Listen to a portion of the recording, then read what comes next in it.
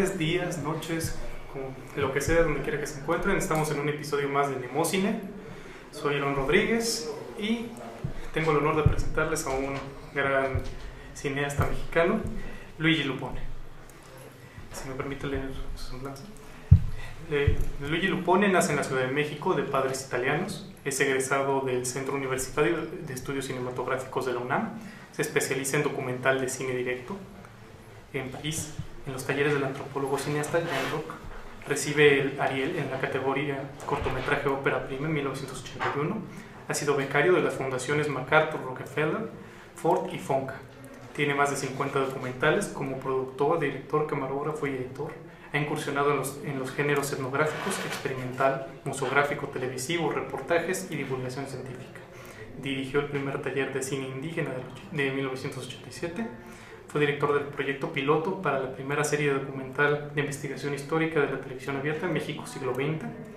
Director de producción y contenidos de esta misma serie de 2001 a 2005. Imparte cursos y talleres en varias instituciones, entre ellas el Centro Cinematográfico Centro de Capacitación Cinematográfica desde 1998. Ha sido Premio Nacional de Periodismo en el año 2009 por el programa de investigación histórica El Último Tramo en el género de programas de divulgación e investigación. Ingresó al Sistema Nacional de Creadores en 2006 con el proyecto largometraje documental de investigación histórica Memoria Recuperada, el cual ha sido seleccionado para el ciclo sumario de la Cineteca Nacional de enero 2013. Bueno, pues aquí estamos. Ya, bueno, pues muchas gracias por la invitación y darme la oportunidad de dirigirme a sus radioescuchas y videoescuchas y internautas, etc. Bueno, yo quisiera hacer una invitación a que vieran el documental, digamos, no quisiera en esta plática referirme tanto a él, hacer una crónica del mismo, pues es un poco repetir lo que justamente se pretende al hacer un documental, que haya acceso, digamos, a un público amplio sobre temas históricos que no han sido abordados, ¿no? Entonces me voy a referir un poco a las carencias que existen, un poco los contextos que existen de alguna manera en nuestro país en relación al documental de investigación histórica, ¿no? Y cuando yo inicio este proyecto, inicia por una razón, digamos, personal. Se trataba de saber la vida de mi padre, que muere cuando yo tengo 20 años, y mi padre no me dijo absolutamente ningún detalle, nada en relación a el por qué estaba en México, qué había sucedido, cuál fue la motivación por la cual vino, etc. Entonces inicio una investigación a partir de esto, y para iniciar esta investigación me topo con un gran hueco histórico y de análisis histórico, ¿no? Resulta que 600 hombres entre alemanes e italianos son recluidos en una especie de campo que se le llamó estación migratoria. Era realmente una prisión. Son recluidos después de haber hecho una incautación de sus naves, ¿no? Una incautación ilegal, ¿no? En el momento fue absolutamente ilegal. Y entonces, bueno, este destino, este suceso, este acontecimiento me sorprendía de sobremanera que no hubiera ninguna investigación seria al respecto, ¿no? Había un pequeño libro de Mario Moya Palencia, que ya una vez retirado de la política, se puso a investigar una parte de esta historia a la cual me referiré más tarde, digamos, ¿no? Pero solamente a partir de eso no había nada, digamos, serio, ¿no? Es así que se me ocurre que si voy a buscar a los representantes de México en la Segunda Guerra Mundial, que fue, digamos, este escuadrón aéreo, el 201, que fue a combatir en el frente filipino, pensé que ellos, digamos, en este ambiente, muchos de ellos sobrevivían cuando inicio esta investigación en 1990, y pensé que muchos de ellos podrían darme un contexto, podrían darme muchos más elementos para entender qué había pasado con estos marinos, ¿no? Italianos y alemanes, ¿no? Y resulta que cuando empiezo las pláticas con ellos, no solo no sabían, digamos, una serie de estos sucesos, sino que además empiezo a darme cuenta de también lo ignorados que son por la historia oficial, por la historia académica, etcétera, porque no había tampoco ningún libro que hablara seriamente a profundidad sobre el escuadrón. Entonces me topo con dos temas, ¿no?, que finalmente estaban relacionados en tiempo y en espacio y que habían sido ignorados por la documentación histórica, ¿no? Y en ese momento empiezo a convertirme, pues como tenemos que convertirnos muchas veces los documentalistas si queremos llegar a una profundidad, nos empezamos a convertir en historiadores prácticamente, ¿no? ¿Cuáles son nuestras herramientas? Nuestras herramientas principales son el testimonio oral. Este testimonio, ¿qué es lo que funciona en un documental? Bueno, a diferencia del reportaje, el reportaje puede dar una noticia, puede dar un suceso y puede dar de alguna manera una crónica del suceso, pero no puede, por sus propias limitaciones de soportes, ya sean periodísticos, radiofónicos, televisivos, pues no pueden tener una profundidad, no tienen el espacio para tener una profundidad. La profundidad implica tener tiempo de poder explicar algo, ¿no? Y el documental lo que logra, la gran herramienta que es el documental, es poder informar algo a profundidad, pero al mismo tiempo convertirlo de alguna manera en una representación emotiva, transmitir emociones. Cuando la gente está hablando de su propia vida, cuando la gente está actuando su propia vida, es decir, al ser tomada por un documentalista, empieza no solo a reflexionar y dar informaciones históricas, sino también a transmitir emociones, ¿no? Y esto es lo que crea, digamos, de alguna manera, el espectáculo que puede ser un cine documental, digamos. Ver esto en una sala oscura, concentrados, los espectadores, en adentrarse en la vida de una persona y llegar hasta la cocina, digamos, de su intimidad, ¿no?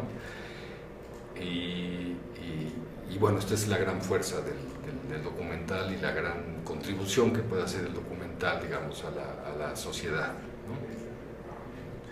De esta manera se aproxima estos dos temas tan prolíficos y tan vueltos incluso tabú, tan bloqueados para la opinión mexicana incluso.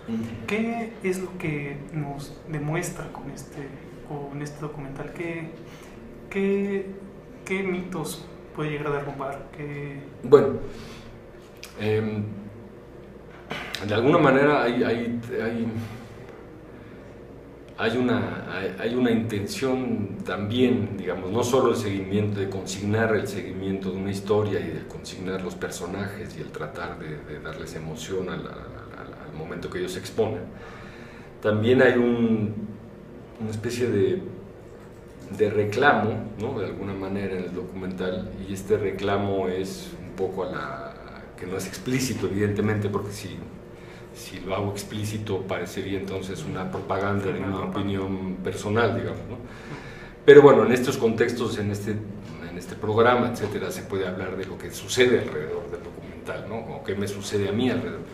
Bueno, esta intención es un poco hablar de la desmemoria, ¿no?, de la desmemoria como un proceso grave en el país, y la desmemoria a varios niveles. Es decir, primero, está la desmemoria política, que de alguna manera los propios testimonios de los personajes del documental la ejercen también de una manera sin que sea explícita, al decir todo porque han sido ignorados, porque han sido por la historia, por las corporaciones a las que pertenecieron, etcétera, como han sido ignorados. Bueno, ellos ya están hablando de una desmemoria, ¿no?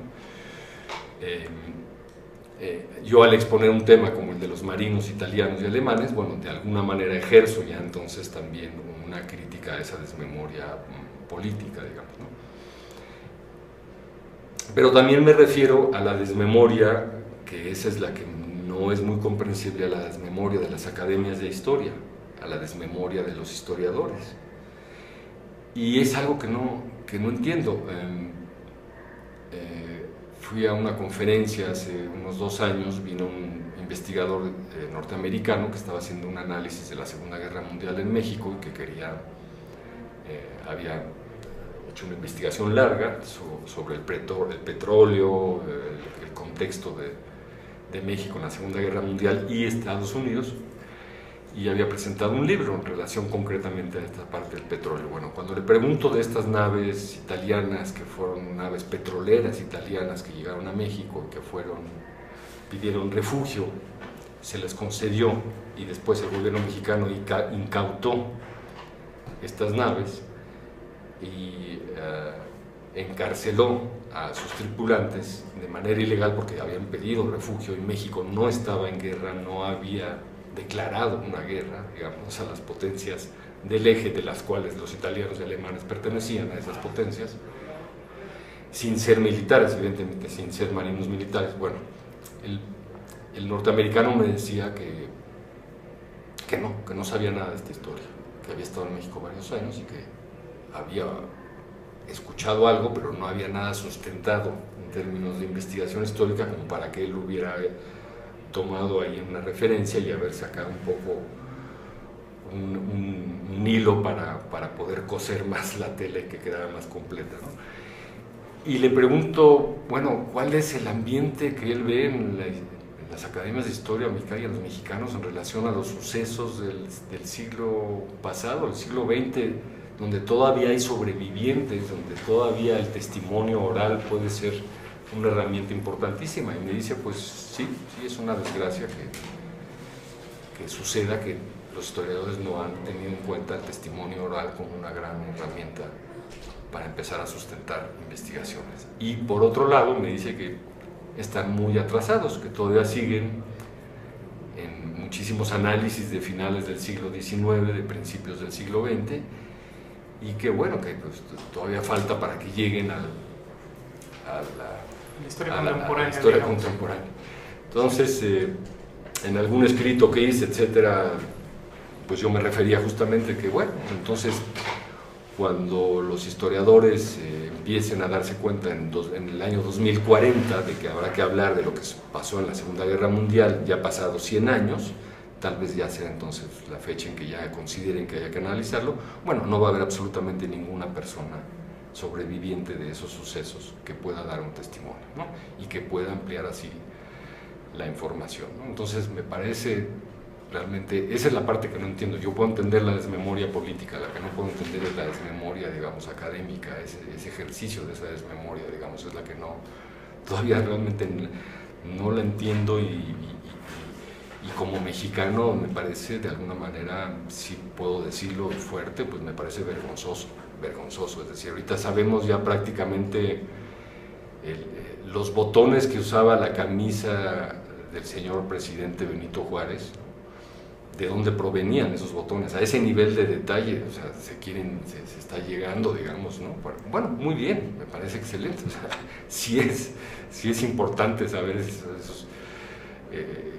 ese tipo de profundidades, de grandes estadistas, de grandes momentos de la historia nacional, nada más que, bueno, creo que hay muchísimos historiadores, creo que hay muchísimas academias, creo que podrían un poco diversificar sus investigaciones y por lo menos entrar, como tú bien dices, digamos, a la historia contemporánea y sobre todo consignar a las personas que todavía viven, digamos, ¿no?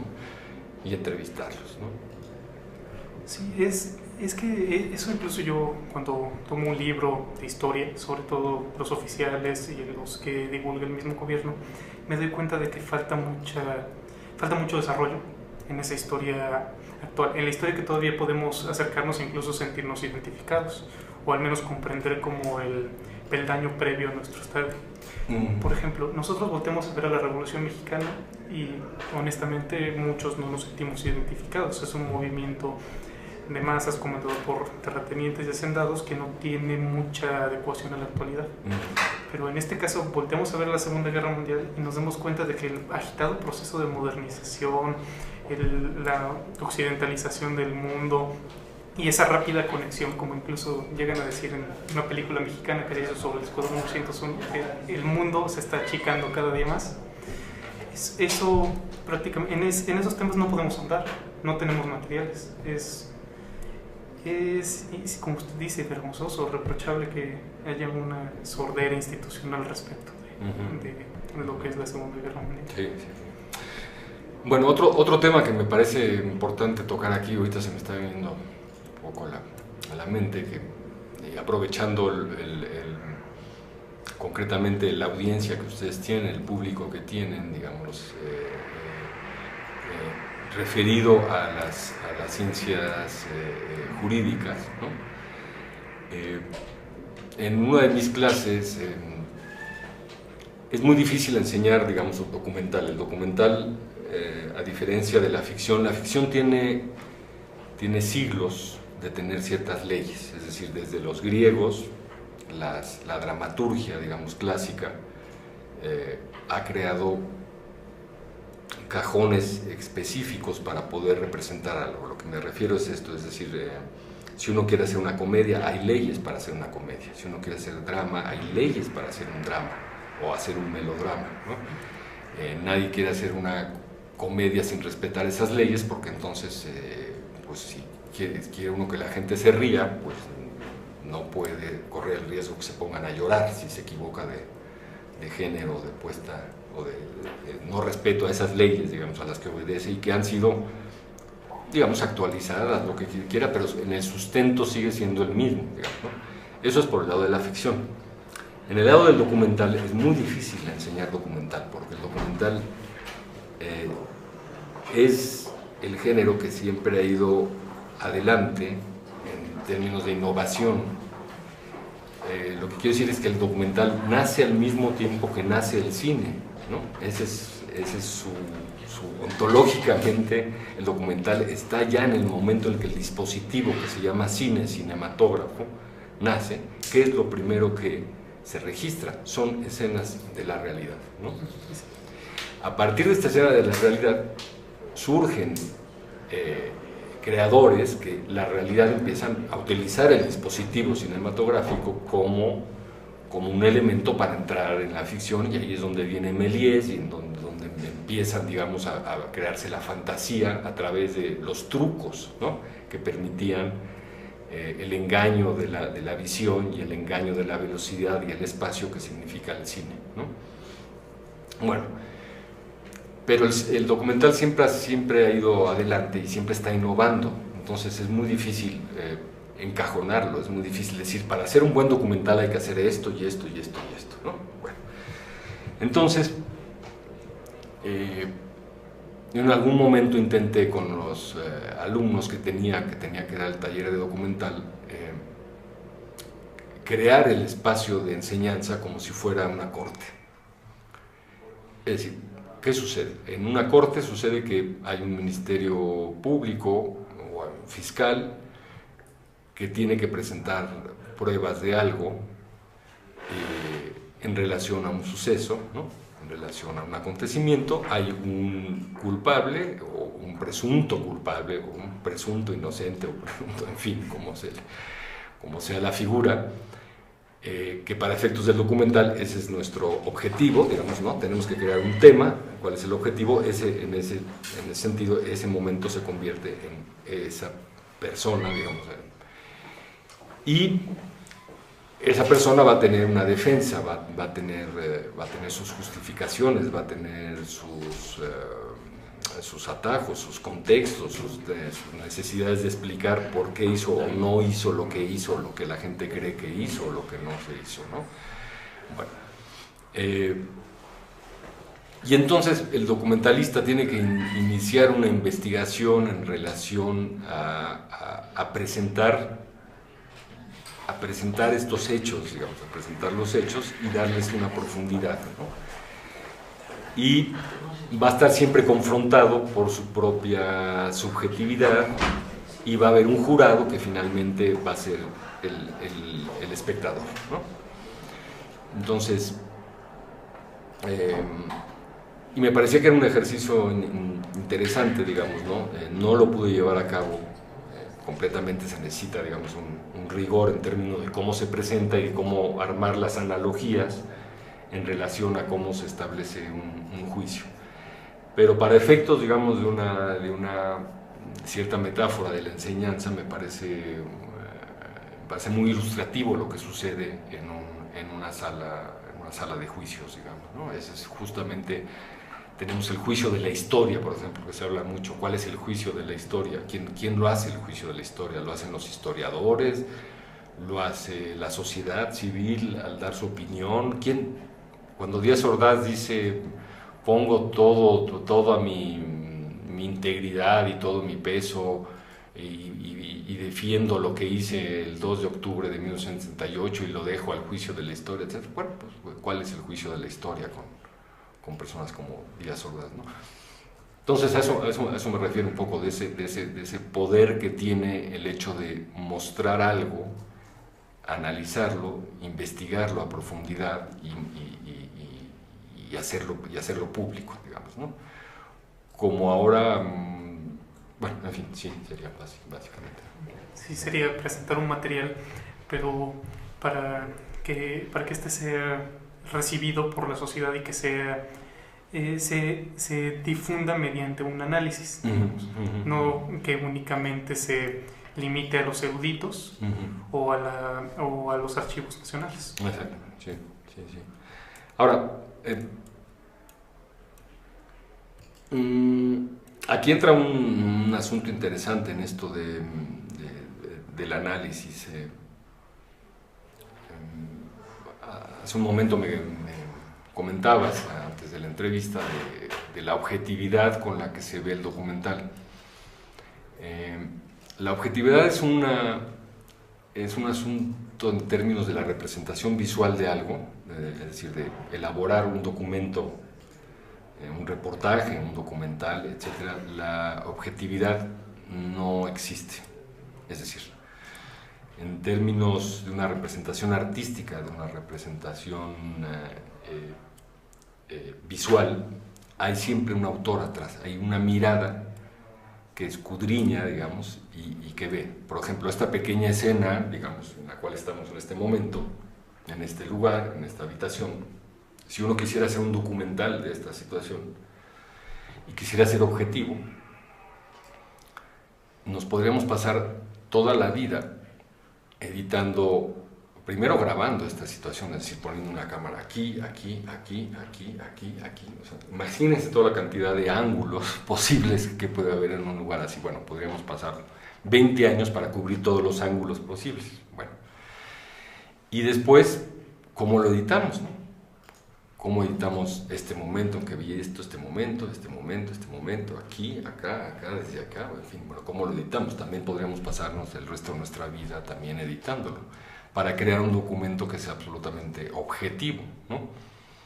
Cuando el artista visual Andy Warhol en los 60s hizo un documento que se llama la Torre Empire State, digamos, es un documental de, no sé, dura como 6 horas o 7 horas, una cosa así, que colocó una cámara frente al edificio más grande de Nueva York, y dijo que en ese momento había nacido el cine objetivo, que había nacido el cine donde no había intervención, no había nada, no había edición, era una cámara corriendo. Bueno, pues resulta que no es cierto, porque él decidió en dónde poner esa cámara.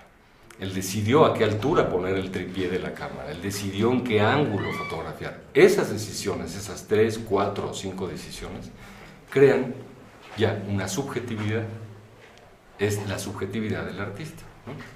En ese momento. Entonces nadie puede ser objetivo al momento de tratar de consignar la realidad, ¿no? De ver la realidad. Nadie puede ser objetivo, nadie puede decir, todo el mundo... Si yo te doy a ti una cámara y a tu compañero así, y queremos hacer un documental también de esta escena en este momento y tenemos 4 minutos para hacerlo, seguramente van a ser 3 documentales diferentes. ¿Por qué? Porque somos diferentes. Todos somos diferentes. Todos tenemos otra historia, venimos de otro lugar, tenemos otra educación estética. No hay ningún juicio ahí, no hay que hacer juicios. Ese es justamente lo que a veces se confunde con objetividad, con juicio. Es decir, no hay que hacer ningún juicio, ni es para bien ni es para mal, somos diferentes nada más y vamos a hacer las cosas diferentes. Es en ese momento en que, yo lo repito mucho en las clases, que no hay nada más, digamos, lo más, digamos, 100% objetivo es que seamos fieles al 100% de nuestra subjetividad, ¿no? Entonces, si yo quiero hacer un documental que tenga un motor emocional fuerte, digamos, ¿no? Que hay que tenerlo, ese motor, para hacer un documental, uno puede estar...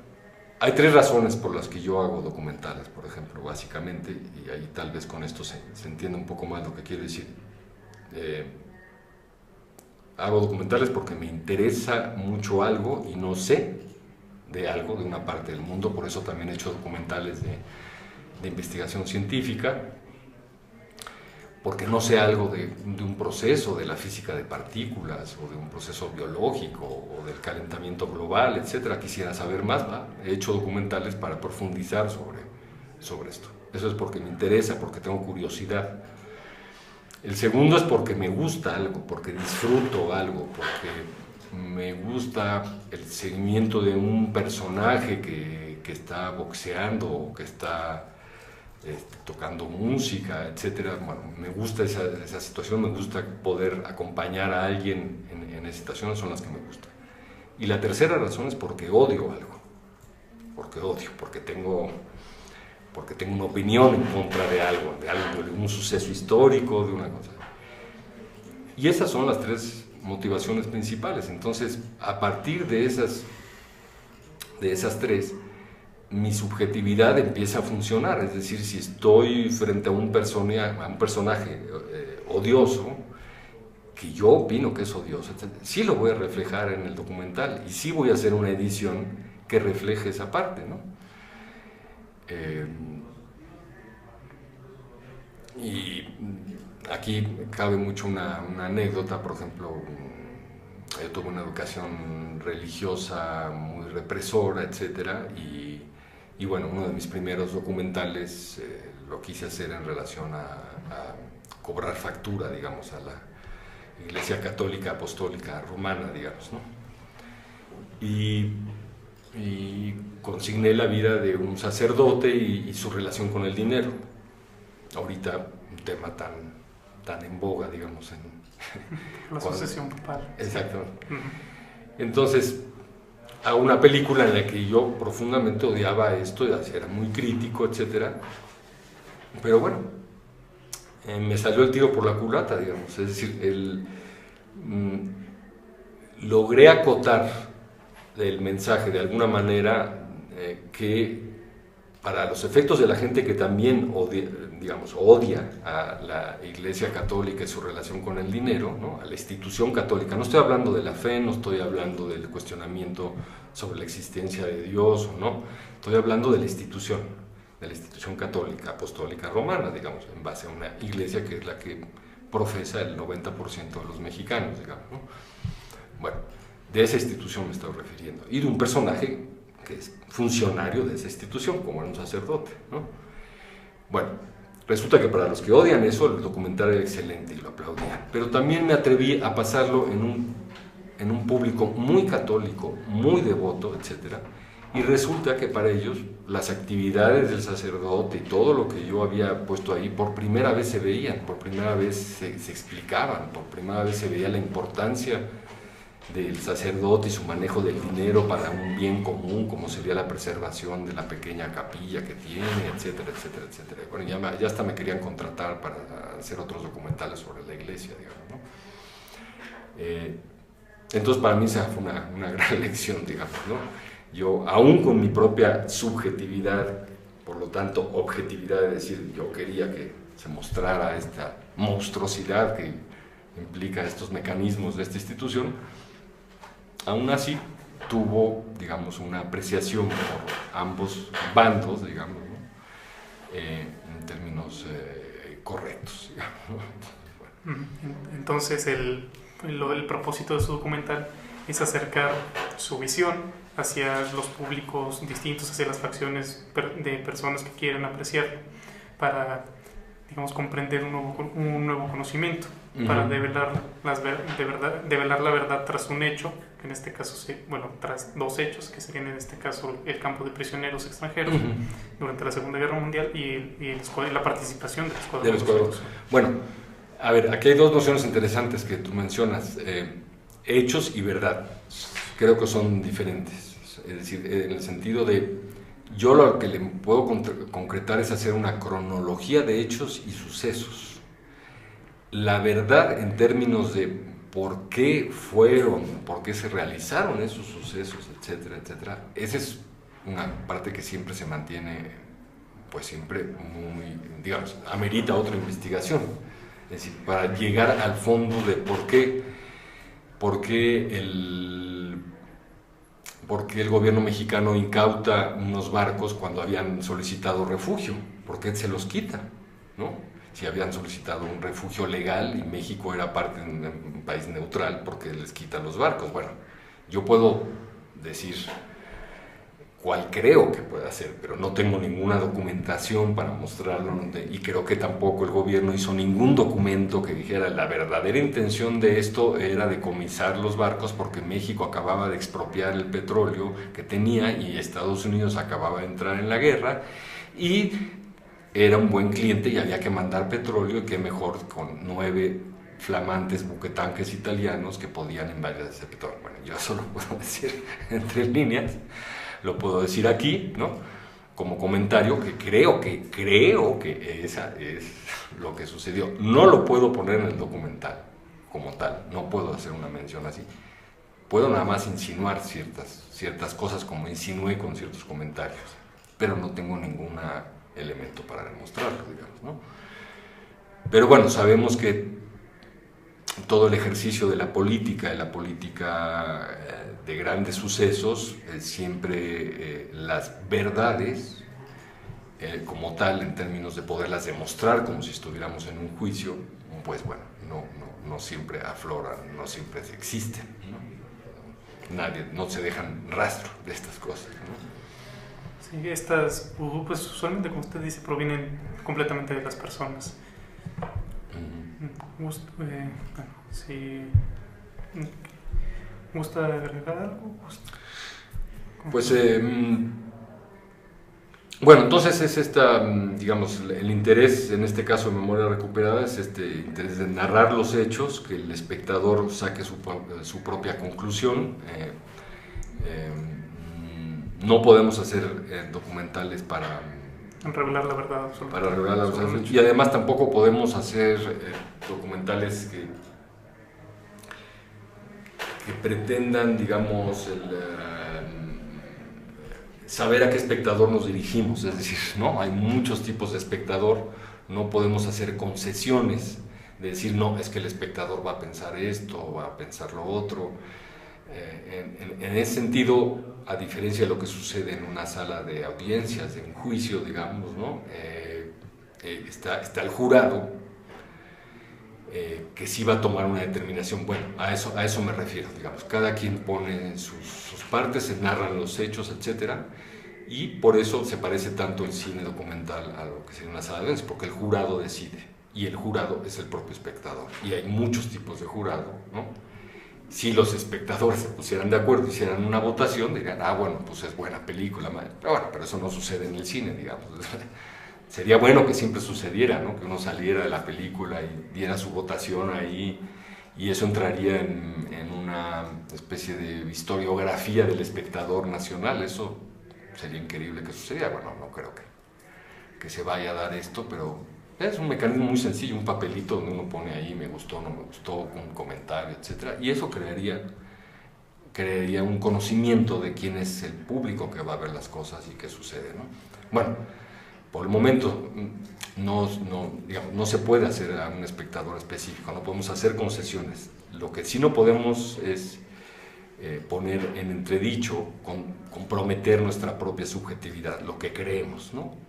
Y eso es lo que que sucede, digamos, en la actividad documental, ¿no?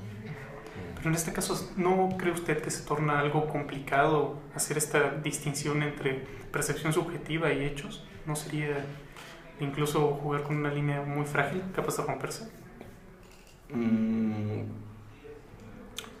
No, porque si los hechos, creo que si los hechos están expuestos, uno puede sacar su conclusión.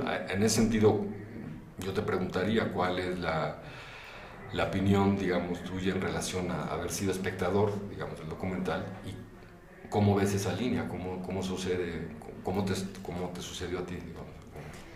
Pues, bueno, como mi apreciación, como ya tiene algo de información al respecto, me permite comparar versiones oficiales, versiones no oficiales, rumores, algún material que yo he visto, fotografías, videos aislados, y me permite apreciar, tal vez darle incluso un poco más del valor que yo le proporcionaba al Escuadrón 201, o encontrar motivos un poco incluso alejados de la guerra.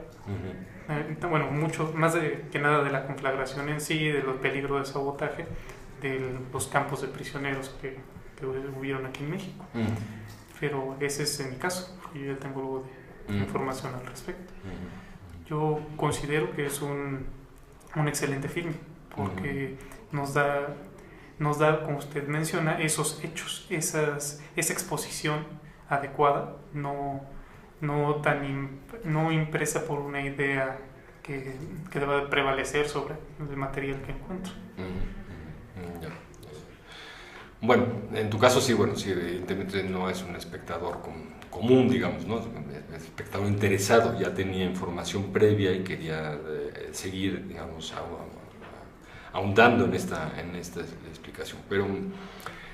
Pero bueno, esta línea que mencionabas entre los hechos y la subjetividad, no, justamente la subjetividad me impulsa a colocar esos hechos, ¿no? A colocar esos hechos en esta paleta, digamos, de sucesos. Es decir, por ejemplo, hay una carta en el documental, el marino, el contraalmirante que se encarga de incautar los barcos en esta acción ilegal en 1941, y que ejerce una rápida acción, etcétera, y lo cual evita que muchos de los barcos fueran hundidos por los propios marineros italianos, que bueno, ante el hecho ilegal, pues lo que quisieron es justamente que en ese momento una especie de declaración de guerra en pequeño, digamos, ¿no? Salvar un poco el honor. Salvar un poco el honor. Bueno, ¿te quieres quedar con unos barcos después de que te acabamos de pedir refugio? Bueno, pues por lo menos no te vamos a dejar que los uses, o sea, entonces pues vamos a hundirlos, ¿no? Porque nos estás desalojando, nos vas a dar una habitación ahí en Tampico, muy bien, pero no vas a usar esto, ¿no? Bueno, él logra una incautación muy rápida, ejerce rápido una acción. Bueno, justamente no pasa ni siquiera 2 años y el contraalmirante manda un escrito pidiéndole al presidente de la República que lo permitan pedir limosna vestido con su uniforme en cualquier iglesia del país, debido a que pues la Secretaría de Marina le niega sus salarios, digamos, desde hace no sé cuánto tiempo, no recuerdo bien cuál era desde hace 18 meses, una cosa así, ¿no? Bueno, yo pongo ese hecho, nada más. Y entonces, ¿qué quisiera que concluyera el espectador? Bueno, eso nos da un indicador de qué tipo de gobierno, qué tipo de mentalidad se ejercía en un gobierno, que sus propios esbirros, que sus propios ejecutores de actos ilegales, etcétera, además sean recompensados, más bien no recompensados, ni siquiera recompensados extramente, simplemente no se les paga un salario. O sea, bueno, me parece un dato revelador de cómo funcionaba una mentalidad institucional en el momento, ¿no? Y lo pongo porque tengo la carta, tengo una copia de esa carta, digamos, ¿no? Ese es el punto. Y sí, efectivamente lo hago con ahí entra la subjetividad, ¿no? con cierta mala leche. ¿Cuál es la mala leche? Bueno, pues justamente que opinen, ¿no? Que se cree una opinión de cómo estaba funcionando el gobierno en ese momento, ¿no? Cuál era su mentalidad. Ahí es donde entra esa subjetividad y se acerca con los hechos, ¿no? Es lo que mencionaba. Sí, porque curiosamente muestra el hecho, no le da no hace un juicio, no condena, sino que lo muestra y le deja al espectador ese impacto. Incluso estando ahí me di cuenta que la audiencia incluso bajó un poco digamos, la emoción que le afloraba por ver ese hecho tan frío, tan directo. Pero ella misma forma ese juicio. Su subjetividad, usted no vuelca completamente el documental en un documental de protesta, pero la gente lo aprecia como la realidad. Sí, digamos, sí, un golpe directo de la realidad. Sí, de hecho pensé si hacía una puesta en escena, digamos, ¿no? Si le pedía a una especie de actor, algo así, vestirlo de marino, ponerlo en el atrio de una iglesia y que comenzara a pedir limosna con su gorra, sea muy elegante, así de marino, todo. Era un contraalmirante, no era cualquier persona, digamos, de la marina, ¿no? Era un contraalmirante, entonces vestirlo con su traje de gala, que es lo que solicitaba, y pedir esta limosna. Pero luego me pareció que entraría, que podría inclusive causar risa, ¿no? De repente es estas cosas de la realidad que rebasan la ficción, como se dice, ¿no? Y podría parecer que es producto de mi imaginación, aunque esté ahí la carta, etcétera, pero ya hacer la puesta en escena de algo así podría causar una risa y no una reflexión, digamos, ¿no? Porque puede ser algo tan grave que entonces uno ríe y entonces ya se le olvida lo grave que puede ser. Entonces preferí, digamos, no hacerlo y solamente colocar la carta, digamos, ¿no? Bueno, pues sí, curiosamente veo que a lo largo del documental surgen estos hechos, e incluso hechos a favor, hechos en contra, bueno, que podrían apreciarse a favor o en contra del gobierno si tomamos una perspectiva en su documental. Pero no, como ya lo dije, no impera la opinión, no nos lanza la opinión directamente luego un hecho, sino primero el hecho y luego la opinión. En su caso, por ejemplo, en el caso de cuando los mexicanos se dirigen a los fuertes estadounidenses, a las bases estadounidenses, nos muestra usted sus testimonios de cómo fueron tratados, de que algunos los trataron muy bien, de que a otros los trataron muy mal, de que tuvieron pleitos, bueno, como cualquier soldado, pleitos en cantinas, pleitos por mujeres, pero al mismo tiempo ellos nos dan su impresión, pero de nosotros queda apreciarla o no cotejarla con los hechos para contextualizarla, digamos, para comprenderla bien. Es de lo que más me interesó de su película, cómo maneja esta diferencia entre subjetividad y hechos, pero sin volverse tendenciosa. Claro. Sí, yo creo que es en esto, en esta pequeña narración que cualquiera de nosotros puede hacer de un hecho de vida, de un suceso, que podemos encontrar grandes contextos, grandes análisis, digamos, ¿no? Es decir, el hablar de la cotidianidad y cómo se dio algo y tener el tiempo para hacerlo, y el tiempo para exponerlo a detalle, ¿no? Nos revela muchísimo de la situación. Y cuando uno entonces coloca un hecho, un número, una numeralia dura, etcétera, lo que sea, si no va acompañada de estas pequeñas narraciones que son en viva carne, digamos, es alguien que sí lo sintió, lo vivió, lo sufrió, se divirtió, lo que sea, ahí es donde adquiere la justa dimensión los datos, digamos, ¿no? y los hechos, ¿no? Es cuando le sucede justamente a alguien y expone justamente ese testimonio, expone su propia opinión, ¿no? del suceso, ¿no? Bueno, ¿se gusta? Pues, bueno, ¿te gusta agregar algo más? Bueno, no solamente me gustaría que el público que pudiera ver este documental, pues lo mejor para nosotros que puede hacer es que simplemente corra la voz, digamos, de su opinión, y que lo comente a las personas, ¿no? que considere para que se siga viendo, digamos, ¿no? Y si tienen amigos historiadores, etcétera, que no van mucho al cine, o si van al cine van a ver películas de ficción, o ficción, etcétera, bueno, pues tal vez que los historiadores sería bueno que se dieran una vuelta por ahí, digamos, ¿no? Bueno, sí, más que nada para crear esa identificación de los documentales de auténtica historia y la investigación histórica, no tanto disgregar ambas ramas, sino darle un impulso nuevo simplemente para lograr difusión, porque si la historia no se recuerda, si la historia no se revisa, prácticamente se vuelve una letra muerta, un hecho anecdótico. Y en ese sentido, creo que para cerrar, por el público específico de esta emisión, creo que toda causa jurídica tiene una cantidad de información importantísima de carácter histórico, ¿no? Y si se dan cuenta, uno de los grandes éxitos del cine norteamericano, de taquilla, de impacto, de situación, son las películas que suceden en las salas de audiencias de juicios. ¿Por qué será esto? ¿No? O sea, son siempre estas películas que comienzan diciendo estos hechos son verídicos, ¿no? Estamos reproduciendo, ¿no?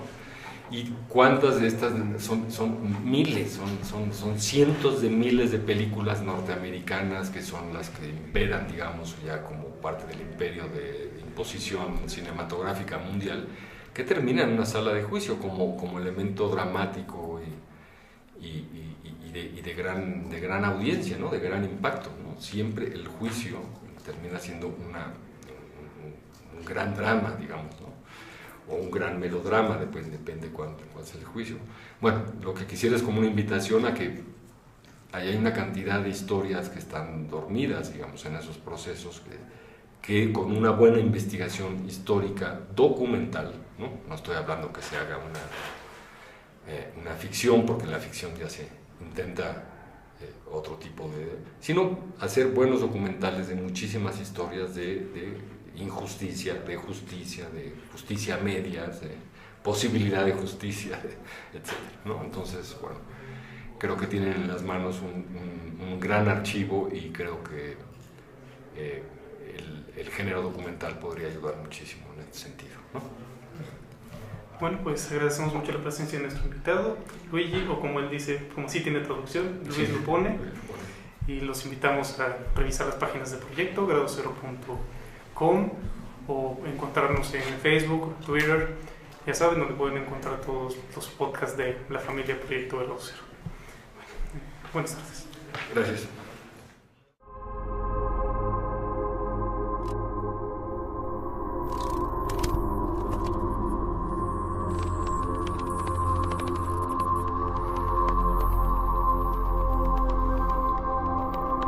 Pues no pueden tener una profundidad, no tienen el espacio para tener una profundidad. La profundidad implica tener tiempo de poder explicar algo, ¿no?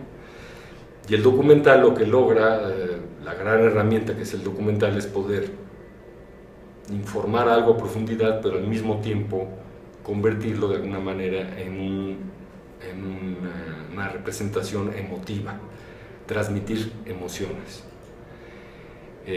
Cuando la gente está hablando de su propia vida, cuando la gente está actuando su propia vida, es decir, al ser tomada por un documentalista, empieza no solo a reflexionar y dar informaciones históricas, sino también a transmitir emociones, ¿no? Y esto es lo que crea, digamos, de alguna manera, el espectáculo que puede ser un cine documental, digamos. Ver esto en una sala oscura, concentrados, los espectadores, en adentrarse en la vida de una persona y llegar hasta la cocina, digamos, de su intimidad, ¿no?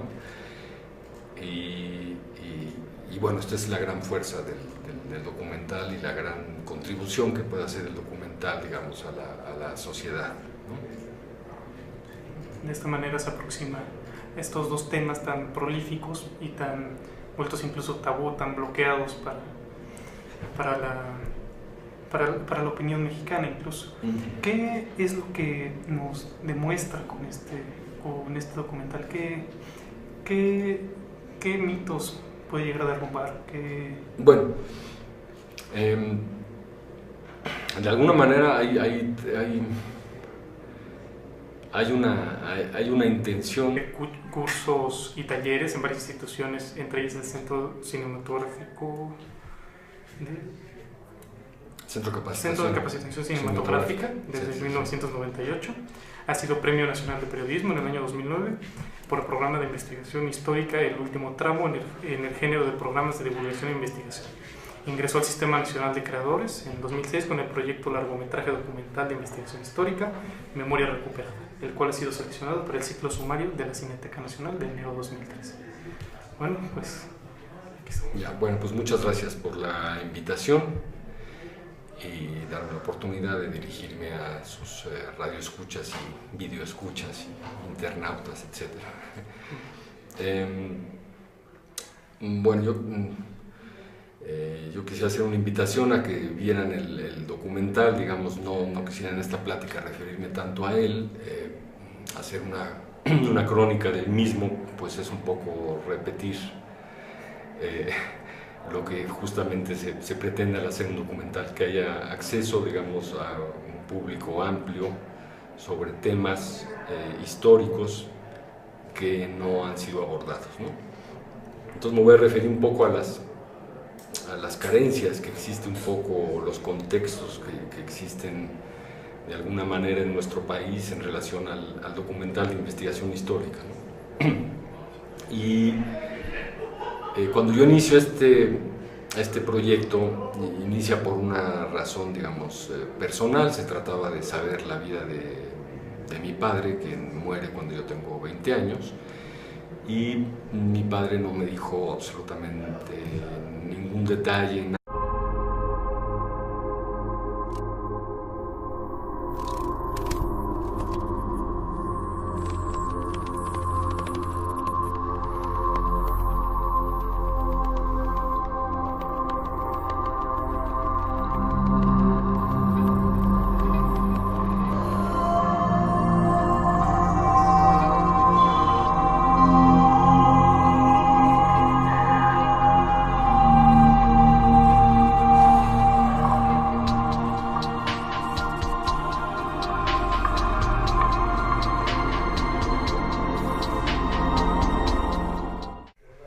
Tardes, días, noches, lo que sea, donde quiera que se encuentren. Estamos en un episodio más de Nemocine. Soy Aaron Rodríguez y tengo el honor de presentarles a un gran cineasta mexicano, Luigi Lupone. Si me permite leer su semblanza. Luigi Lupone nace en la Ciudad de México de padres italianos. Es egresado del Centro Universitario de Estudios Cinematográficos de la UNAM. Se especializa en documental de cine directo en París. En los talleres del antropólogo cineasta Jean Roch. Recibe el Ariel en la categoría cortometraje ópera prima en 1981. Ha sido becario de las fundaciones MacArthur, Rockefeller, Ford y Fonca. Tiene más de 50 documentales como productor, director, camarógrafo y editor. Ha incursionado en los géneros etnográficos, experimental, museográfico, televisivo, reportajes y divulgación científica. Dirigió el primer taller de cine indígena de 1987. Fue director del proyecto piloto para la primera serie documental de investigación histórica de la televisión abierta en México siglo XX, director de producción y contenidos de esta misma serie de 2001 a 2005. Ellos, digamos, en este ambiente, muchos de ellos sobrevivían cuando inició esta investigación en 1990, y pensé que muchos de ellos podrían darme un contexto, podrían darme muchos más elementos para entender qué había pasado con estos marinos, ¿no? Italianos y alemanes, ¿no? Y resulta que cuando empiezo las pláticas con ellos, no solo no sabían, digamos, una serie de estos sucesos, sino que además empiezo a darme cuenta de también lo ignorados que son por la historia oficial, por la historia académica, etcétera, porque no había tampoco ningún libro que hablara seriamente a profundidad sobre el escuadrón. Entonces me topo con dos temas, ¿no?, que finalmente estaban relacionados en tiempo y en espacio y que habían sido ignorados por la documentación histórica, ¿no? Y en ese momento empiezo a convertirme, pues como tenemos que convertirnos muchas veces los documentalistas, si queremos llegar a una profundidad, nos empezamos a convertir en historiadores prácticamente, ¿no? ¿Cuáles son nuestras herramientas? Nuestras herramientas principales son el testimonio oral. Este testimonio, ¿qué es lo que funciona en un documental? Bueno, a diferencia del reportaje, el reportaje puede dar una noticia, puede dar un suceso y puede dar de alguna manera una crónica del suceso, pero no puede, por sus propias limitaciones de soportes, ya sean periodísticos, radiofónicos, televisivos, nada en relación a el por qué estaba en México, qué había sucedido, cuál fue la motivación por la cual vino, etc. Entonces inicio una investigación a partir de esto, y para iniciar esta investigación me topo con un gran hueco histórico y de análisis histórico, ¿no? Resulta que 600 hombres entre alemanes e italianos son recluidos en una especie de campo que se llamó estación migratoria, era realmente una prisión. Son recluidos después de haber hecho una incautación de sus naves, ¿no? Una incautación ilegal, ¿no? En el momento, fue absolutamente ilegal. Y entonces, bueno, este destino, este suceso, este acontecimiento me sorprendía de sobremanera que no hubiera ninguna investigación seria al respecto, ¿no? Había un pequeño libro de Mario Moya Palencia, que ya una vez retirado de la política, se puso a investigar una parte de esta historia a la cual me referiré más tarde, digamos, ¿no? Pero solamente a partir de eso no había nada, digamos, serio, ¿no?